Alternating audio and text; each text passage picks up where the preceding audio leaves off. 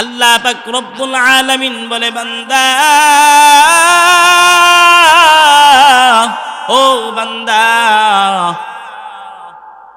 ভুলে যেও না রূহের জগতে যখন ছিলা রে, যখন রূহের জগতে ছিলা, আল্লাহ পাক রব্বুল আলামিন আপনাকে আমাকে প্রশ্ন করেছিলেন, আলাস্তু বিরব্বিকুম। আমরা সবাই একসঙ্গে আওয়াজ দিয়েছিলাম ক্বালু বালা।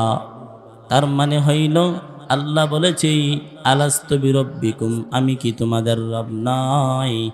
আমরা আল্লাহ তাআলার উত্তরে বলেছিলাম ক্বালু বালা, অবশ্যই আমাদের রব আপনি আল্লাহ।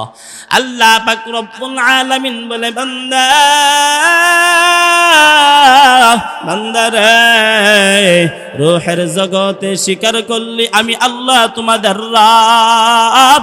রূহের জগতে স্বীকার করার পর আমি আল্লাহ পাক রব্বুল আলামিন তোমাদেরকে যাচাই করার জন্য, বাছাই করার জন্য দুনিয়াতে নিযুক্ত করেছি, দুনিয়াকে সিলেক্ট করেছি।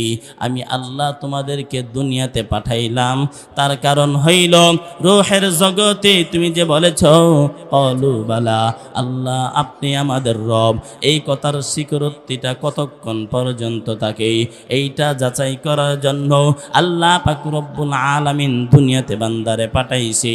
এর নবীর উম্মতের দল,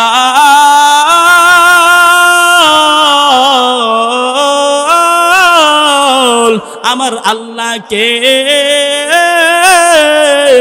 ওরে যুবক, আল্লাহ বলে, বান্দা বান্দারা,